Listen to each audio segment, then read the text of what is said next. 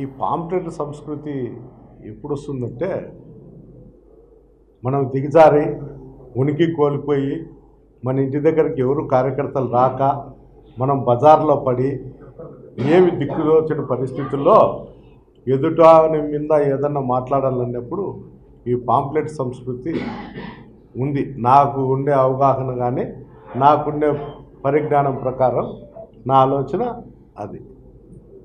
ఈరోజు ప్రభాకర్ రెడ్డి అనే వ్యక్తి ఇంత నీచమైన సంస్కృతికి తోడ్పడినాడంటే అది అందరూ తెలుసుకోవాల్సిన విషయం.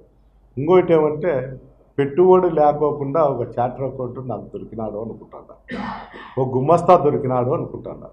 ఏంటంటే నా దగ్గర వచ్చి పని చేయకపోయినా పబ్లిక్కు తెలియజేస్తే ఎవడో వచ్చి నాకు పాంప్లెట్ ఇచ్చే మా ఆడిటర్కి నా ఆస్తి ఇంతని చైర్మన్ గారు గుమస్తా వచ్చి నాకు పంపించినాడని ఆ పాంప్లెట్ పంపించి దానిపైన చేస్తా. ఇది ఒక ఎత్తు. నేనేమో ఆస్తులు కొనిండేది నేను నా కొడుకులు వ్యాపారం చేసే ఆస్తులు కొన్నా తప్ప నేను ఎక్కడ గుజరీ సామాన్లు దొంగతనాలు దోపిడీలు చేసి నేను కొనలే.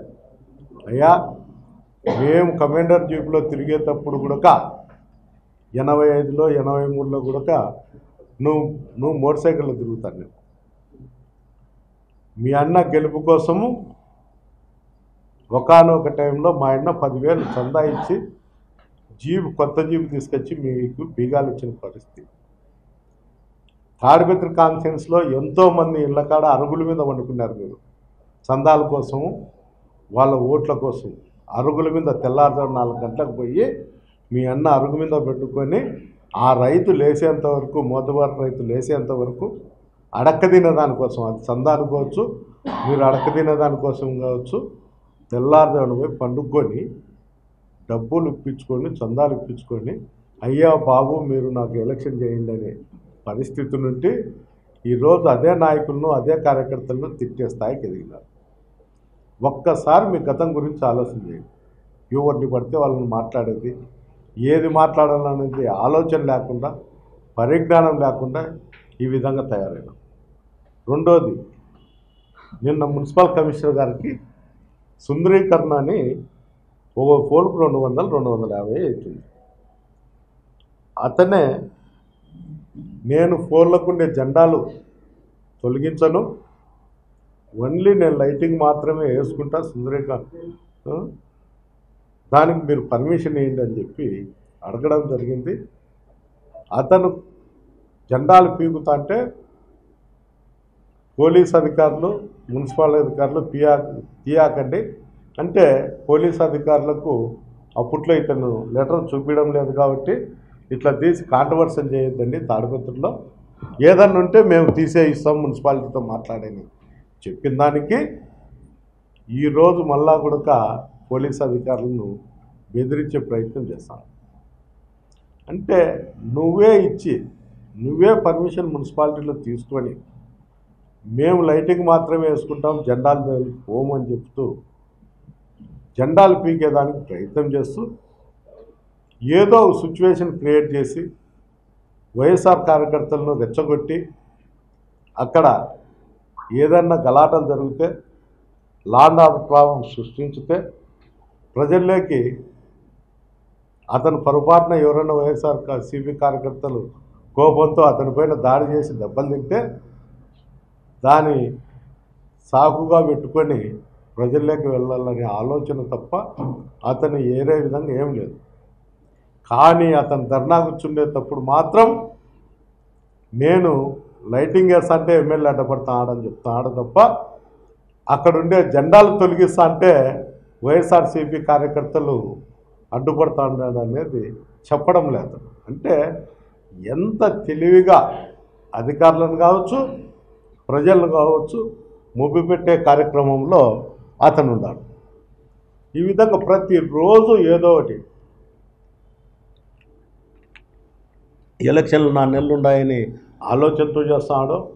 సంవత్సరం నుండి ప్రతిరోజు ఏదో విషయం పైన అది ఈ విషయంలో మనం చేయాలా లేదా అనే ఆలోచన లేకుండా ప్రతిరోజు మీడియా మీద కూర్చోవడం, లేకపోతే యూట్యూబ్ ఛానళ్ళలో పిలుచుకోవడం, పోలీస్ స్టేషన్లలో అధికారులను బ్లాక్మెయిల్ చేసుకుంటూ బతుకుతాను.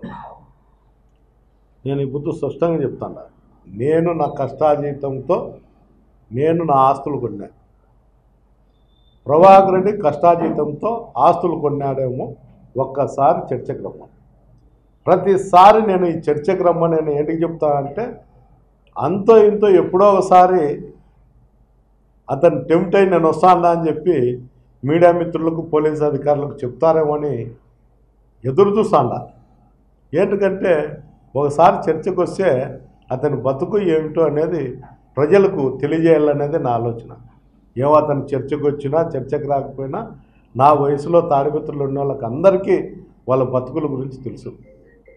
వేరే వాళ్ళకి ఇప్పుడు పిల్లలకు తెలియకపోయినచ్చేమో కానీ వాళ్ళ జీవనం ఏ విధంగా సాగుతుండాలి అనేది అందరికీ తెలుసు.